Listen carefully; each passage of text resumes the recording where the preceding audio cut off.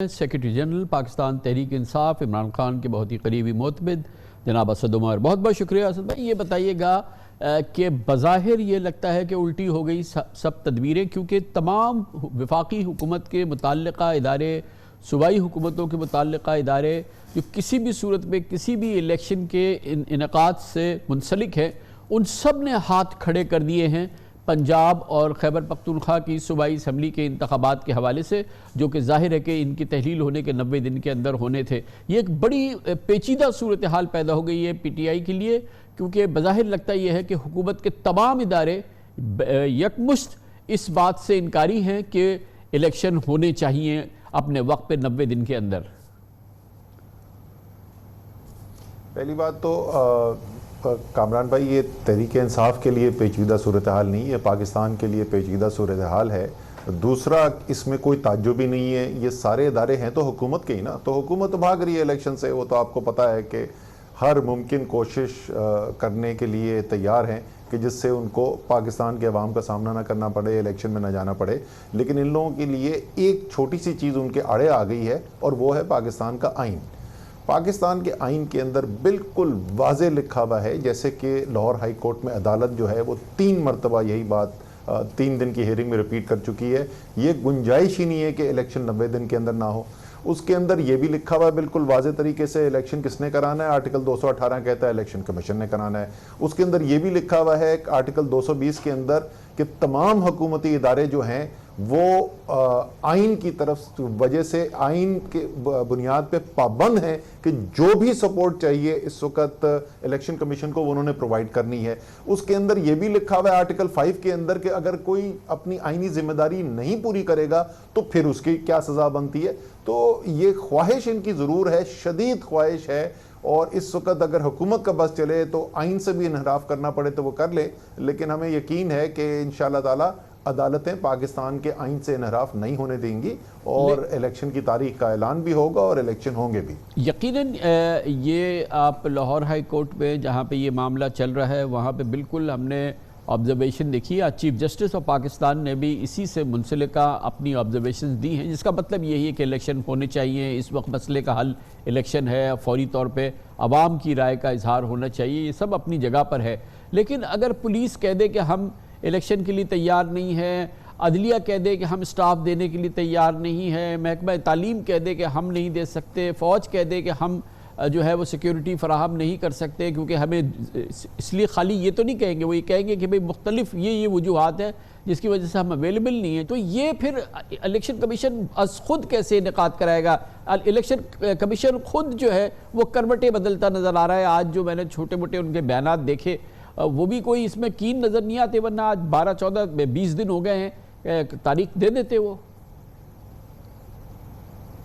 पहली बात तो देखिए, उन्होंने तो बड़ा वाज़े तौर पे तारीख दे चुके हैं। वो तो गवर्नर को ख़त लिख चुके हैं, दोनों गवर्नर्स को ख़त लिख चुके हैं। पंजाब के गवर्नर को ख़त लिख के उन्होंने कहा है कि 9 और 13 तारीख के दरमियान इलेक्शन करवा दिए जाएँ, और आज तक वो इस बात से पीछे हटे नहीं हैं। जहाँ तक ये तमाम इदारों की बात की, अदलिया तो एक आज़ाद इदारा है, और पाकिस्तान के आइन के तहत जो ट्राइकोटमी ऑफ पावर है उसके अंदर उसका एक अलग हैसियत है। लेकिन बाकी जितने भी आपने इदारों का जिक्र किया, वो तमाम के तमाम इदारे आइन में पाबंद हैं कि इलेक्शन कमीशन की मदद करने के लिए उसमें उनकी ख्वाहिश, उनकी तज्जिए, उनकी राय जो है उसकी गुंजाइश कोई नहीं है। आइन में बिल्कुल 2 टोक लिखा हुआ है, और ये वकला भी यही कह रहे हैं, यही बात जज साहिबान भी कह रहे हैं, इसके अंदर कोई गुंजाइश नहीं है। तो आइन को तोड़ने की गुंजाइश अगर इनके पास होती, इनकी राय के मुताबिक वो अपनी मर्जी से आइन तोड़ सकते तो वो और बात थी। लेकिन उनके पास ये, इनमें से किसी इदारे के पास ये इख्तियार हासिल नहीं है कि आइन में जो उनके ऊपर जिम्मेदारी दी गई है उस जिम्मेदारी से वो बरी ज़िम्मा हो जाए। तो सर, अब वैसे तो लग रहा था कि आज इसका फैसला आ जाएगा लाहौर हाई कोर्ट से। अब कल भी इसकी समाअत रखी गई है, और पहले लग रहा था कि शायद आजकल के अंदर इसका फैसला आ जाए। क्या आपकी एक्सपेक्टेशन है कल के हवाले से? देखिए, आज जज साहब ने कहा वो बिल्कुल पूरा मौका देना चाहते हैं इलेक्शन कमीशन को भी, गवर्नर साहब के वकील को भी, कि अपना नुक्ता नज़र जो है वो कोर्ट के सामने रखें, अदालत के सामने अपना नुक्ता नज़र लेकर आएँ। आज उन्होंने पाबंद किया है कि ये अपने तहरीरी जवाब जमा कराएंगे कल की हियरिंग से पहले, और कल जो है इनको पूरा मौका दिया जाएगा। उन्होंने कहा कि आप रात तक भी अगर अपनी आर्गुमेंट्स करना चाहते हैं तो कोर्ट खुला रहेगा, आपकी अदालत जो है आपकी बात पूरी सुनेगी।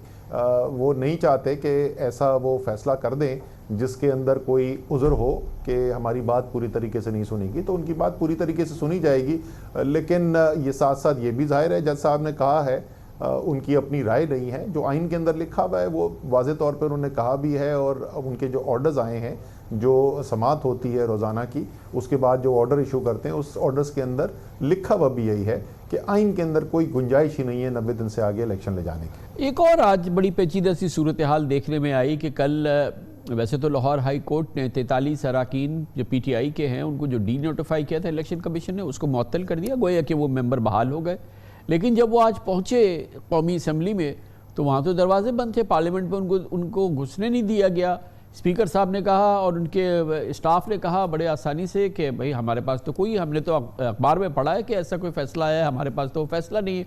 और उसके बाद उन्होंने सेशन को जो है वो प्रोरोग कर दिया ता हुक्म सानी, मतलब न जाने अब वो कब होगा। और ये जो 43 अरकान के मामलात हैं ये हवा में मुअल्लक़ हो गए। नहीं, वो उनकी ख्वाहिश ज़रूर ये हो सकती है, वो जैसे ही तहरीरी ऑर्डर आएगा जज साहब के पास से, अदालत के पास से, तो वो शेयर कर दिया जाएगा स्पीकर साहब के साथ भी और नेशनल असेंबली के सेक्रेटरी जो हैं उनके साथ भी और इलेक्शन कमीशन के साथ भी शेयर कर दिया जाएगा। और वो बिल्कुल हवा में मुअल्लक़ नहीं है। अदालत का फ़ैसला हतमी होता है जब तक चैलेंज करके उसको रिवर्स ना किया जाए। तो आज के दिन तो वो MNAs हैं और उनको दोबारा से उनकी जो डी नोटिफिकेशन थी उसको मुअत्तल कर दिया गया है, तो वो MNA हैं। लेकिन इस वक्त आज से कुछ मेरे ख्याल में हफ्ता 2 हफ्ते पहले मैंने एक ट्वीट की थी कामरान भाई कि किसी को शक नहीं होना चाहिए इस वक्त पाकिस्तान का आईनी ढांचा ख़तरे में है।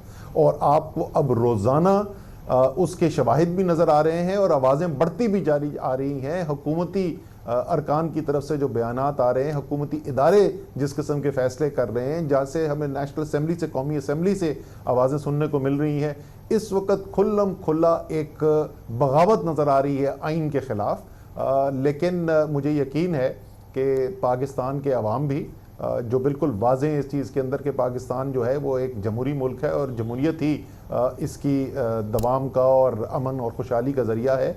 और पाकिस्तान की अदलिया भी, पाकिस्तान की वकला बरादरी भी जो है, मुझे यकीन है। ये बताइए कि क्या हिकमत अमली किया है ये 43 अरकान जो बहाल हुए हैं, ये जब भी असेंबली जाएंगे उसके बाद क्या हिकमत अमली है? आप लीडर ऑफ द अपोजिशन अपना कहेंगे कि नया इलेक्ट किया जाए और फिर क्या हिकमत अमली क्या होगी? जी बिल्कुल, जो बुनियादी वजह है जिसकी वजह से असेंबली में वापस जाने का फ़ैसला किया गया वो है यही कि लीडर ऑफ अपोजिशन की पोजीशन जो है वो ली जाए।